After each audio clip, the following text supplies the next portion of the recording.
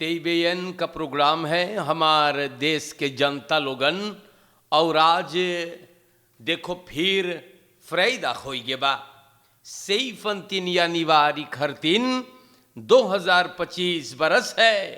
सब कोई के दैनिक समाचार में सरनामी न्यूज में तेईबेन के त्रिशूल रेडियो और टेलीविजन के जहां तक ये आवाज जात होई सूरीनाम में और सूरीनाम के बहरे फेसबुक पर इंटरनेट भाऊजी ऑनलाइन न एन यूट्यूब पर वही बहुत फीवर्स हैं चाहने वालन हैगा।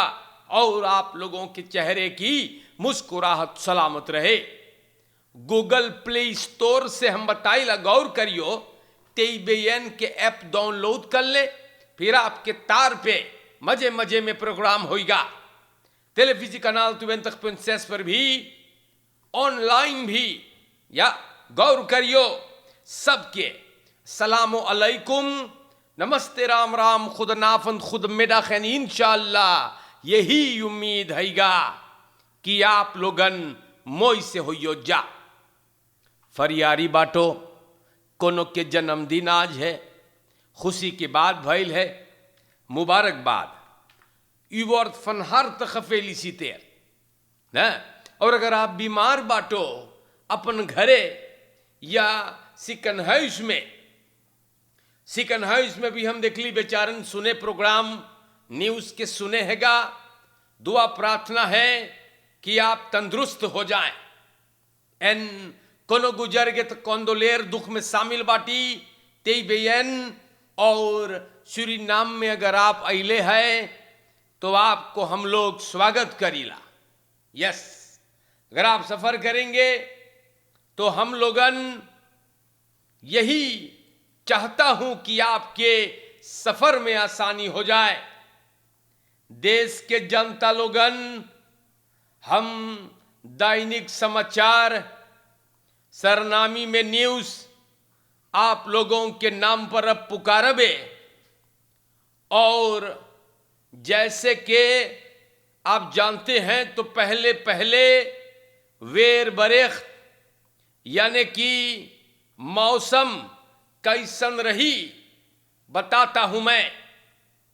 आज भी बतावे बोले है सबन की खदील तलक बवलक इन द ओख्तंत en middag in de zon en in de middagzon। आज फ्राइडे के लिए सुबह के वक्त में भाऊजी बोले बदरी बदरी बा।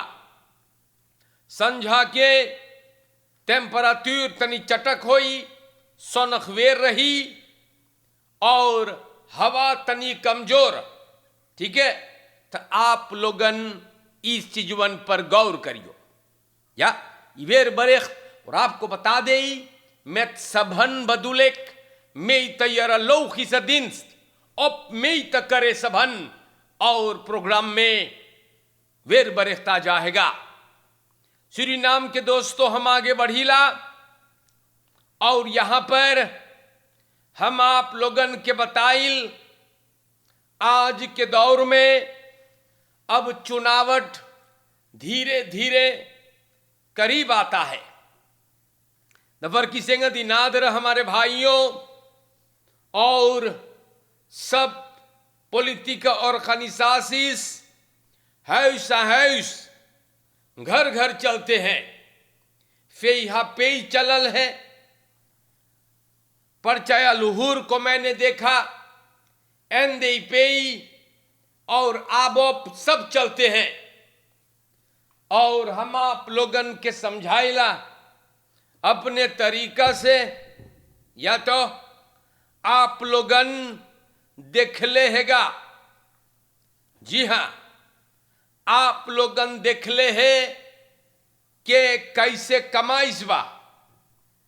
या तो आप लोगन परचया लुहूर के खेल देख लो ना। आप लोगन देख लो कि एंदे पेई कौन तमाशा उठाई के गईल है। सब आप लोग जानो हैगा, आप लोग देख लो है कि एंदे पेई कितना हद तले चपराई के धरिस बा। आप लोग देख ले कि आबोप सरकार में रह करके कौन तमाशा दिखाई से। आप लोग न भूलो है कि ई सभन कितना जोर से सरकार के द्वार बोम करे, बॉयकॉट करे, थोड़ा भूलैले है। और हम हरदम बोली है, प्रेसिडेंट चंद्रिका प्रसाद संतोखी मेहनत करता है। 10 बरिस के नाश करल चपरावल 5 बरिस में ठीक न हो पाई। वही खरतीन आप लोगन जब त्राती मांग, फाया मांग, गैंगस्टर, मोरदनार ई सभन के 5 बरिस दिले है, तो आप लोगन चंद्रिका प्रसाद संतोखी को भी 5 बरस देख के देखियो। समझावे भर के नाता है, अगर ना सुनियो दखाती मुतफूला u weet wat de NDP heeft gelaten, u weet wat de ABOP doet, खास उमर दौर हमारे भाइयों। और ऐसन प्रेसिडेंट हम लोग के चाहिए जो मेहनत करे ना। तो आप लोगन के अब ऊपर छोड़ी ला ना सुनियो दन सैनर खफौल का ई बतिया हम जिक्र कर ली। अमदत हम देखिला सब कोई घर घर जा है। प्यारे भाइयों, ख्याल करियो मोई से ना, फिर आपको अपलोसिंग आ जाएगा कि आपको किस पर अपना वोट देना है। प्यारे जनता लोगन, मैं ये भी जानता हूं कि आपको रातों दिन भरमाया जा रहा है ना, गुमराह किया जा रहा है। मखाती फरस्तंद खबरायु का ना, थोड़ा पहले है ओके वंत में बल में धरे के नहीं ना। दैनिक समाचार हम और आगे लेके चलबे और लिखल है यहां पर, regering ondersteunt aanpak situatie weg naar zee। सरकार फरखादरिंग लगाई है और ध्यान दिया जाए रहा है वेख नरसई के सिचुएशन पर। खरासाल को न और तमाम फोरबरेडिंगन फरकिसिंग के तरफ प्रेसिडेंट के निर्देशन में समाज के मुसीबतों के बारे में बात हुआ है, फैसला सब ले इस बार। और राष्ट्रपति संतोखी बोले वेखनार से के सिचुएशन बहुत अरख है, बहुत जल्दी इसमें परिवर्तन आएगा। बहुत विशाल ना ऐसे चाहिए या तो। और राष्ट्रपति चंद्रिका प्रसाद संतोखी बोली से वहां पर काम होगा। देश के जनता लोगन एक के बारे में भी जिक्र हुआ और मैंने आपको बताया है 3 ambulances overgedragen aan 5 zorginstellingen। Chandrika Prasad Santokhi president donderdag को 10 गो एम्बुलेंस सिकन zorg instellingen को देवाइस है। RGD के मिलल है, अकादमिक ziekenhuis के मिलल है, मुंगरा मेडिस सेंट्रम को मिला है, regionaal ziekenhuis वानिका को दिया गया, स्ट्रेक ziekenhuis मारवीना सबके ध्यान धरल गइल बा। और बहंदल कामर्स भी विल पर मिलल है। सब सरकार के लगल बा $1 मिलियन बहुत विशाल। बोले 2 बरस के भीतर में नई 3 गो एम्बुलेंस खरीदल गई हैगा, 3 गो रास्ता में बा, बहुत मोई ना। और सबन अब काम करेंगे, वेत बनाएंगे कि कष्ट जो है वो देख हो जाए एम्बुलेंस रेतन का। बहुत मोई बात है यार ना। और सूरीनाम के जनता हम हरदम बोलीला, जब फौत चीज जाहे तब बोलीला, और बढ़िया चीज हो है तब भी बोलीला ना। तो राष्ट्रपति चंद्रिका प्रसाद संतोखी बहुत विशाल काम करिश्मा, बहुत विशाल, और अब और काम होई। ओही खाद बोलीला ई आदमी को भी एगो कांस दे दे, फिर हर हाल करबे ऐबी लोगन के दे लो है 5 गो। अगर ये बंदा आपसे 5 साल मांग रहा है तो देना चाहिए, आपको देना चाहिएगा ना। तो देखियो ना, फर्सखेल नजर आएगा। प्यारे भाइयों, हम फिर बोलबे, जो ने आपके आंखी खुले ना, आप गौर करे। 10 बरिस के नाश करल 5 साल में, समझदार हैं आप ना। ठीक है, आगे बढ़ता हूं। यहां पर हम आपको बताइला अखियार सेल इन पिकिन सारोन साक हो खरबरूप। तो यहां पे हम बताइला अदफोकात लोगन, परिवार और इनहेम सखमीन साहब यानी इंगी लोगन, ई लोगन बहुत दुखित हो गए। सब तले और खस्तेल थे, और इपिकिन सारोन के केसवाबा रेख्तर जो है ई दन का नन्हू यही हा खैसत एरम और आएम को 8 साल की सदा सुनाई सेगा।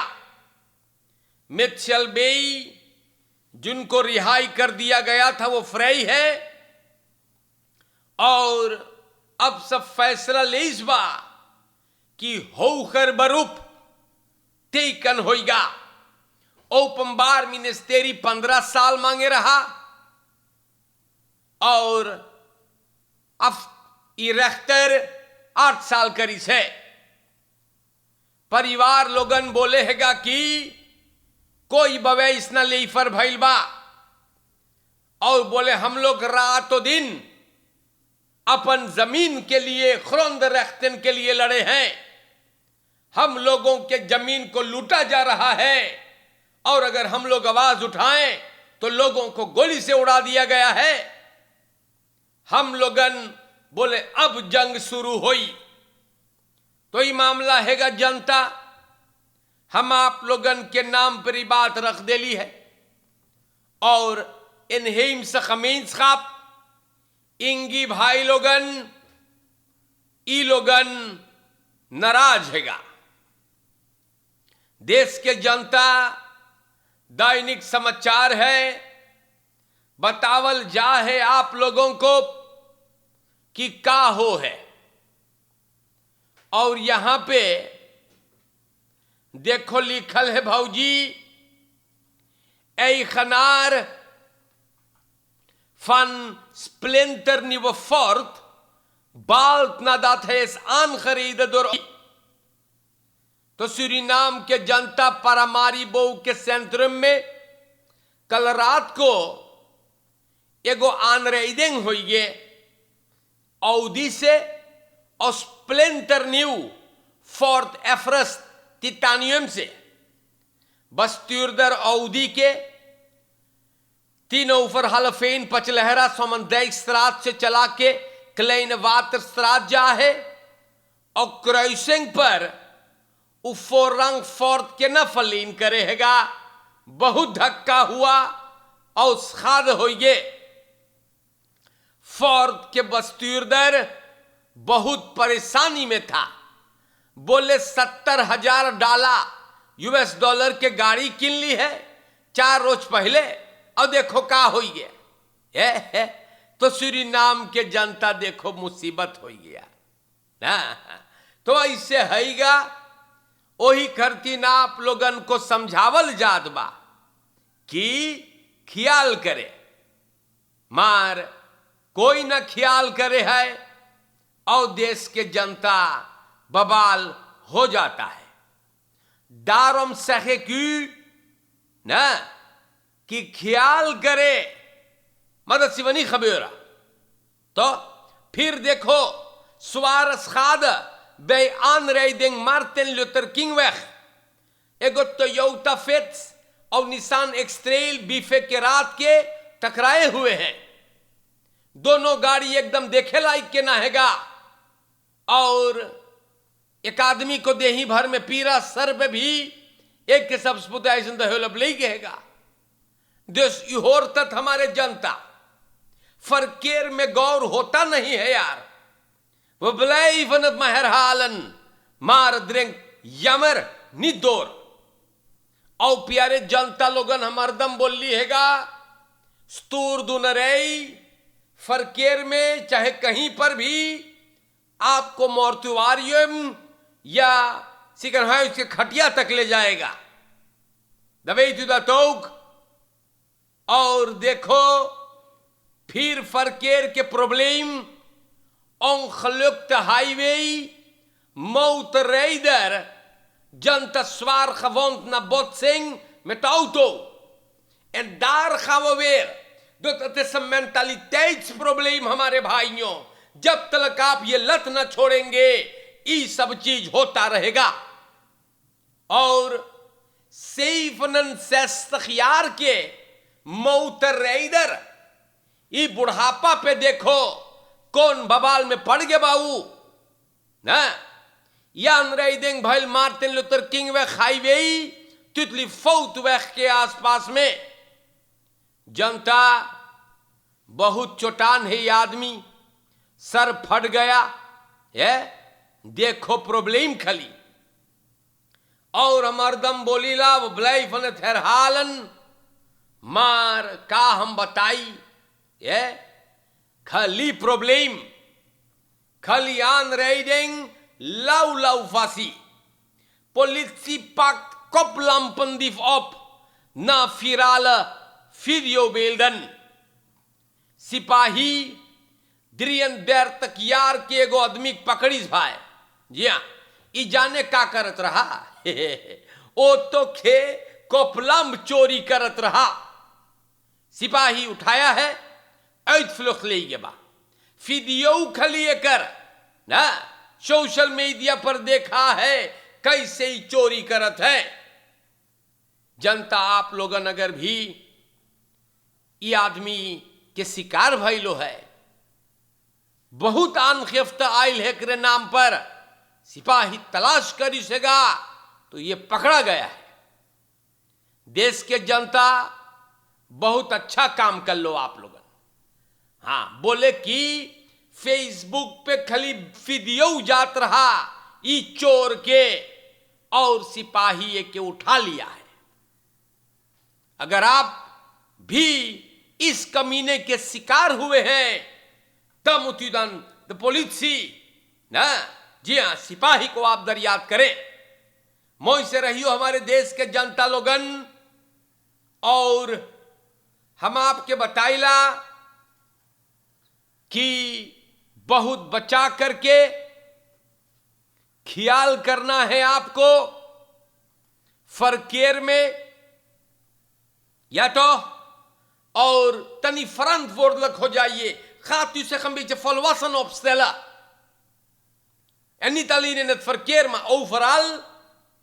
चोरन चपाटन से भी बच के रहे और अपन फरस्तंद खबर करे। मोह से रहियो लकड़ पेच लोगन से भी आईबी लोगन से मलिच्छन गंधौरन ई लोगन से बच के रहियो। और रोज बोली तो सुअर बनने में देर नहीं लागत है, ख्याल करियो। और प्यारे भाइयों, वेसी ऑफ यहूदा let you of the family, देश जनता ऑनलाइन, यूट्यूब, सब कोई, जैसे आप इस फकीर को सुनते हैं, त्रिशूल रेडियो और टेलीविजी के चाहने वालों को भी बहुत से प्यार भेजता हूं। और आज के लिए अस्सलामु अलैकुम व रहमतुल्लाहि व बरकातहू, नमस्ते, राम राम, खुद नाफन खुद मेदाख। और इंशाअल्लाह जिंदगी रहा तो फिर आपसे भेंट मुलाकात करबे। अच्छे से रहियो, अलर्ट रहे, सतर्क रहे। और शुक्रिया। दैनिक समाचार खत्म होता है।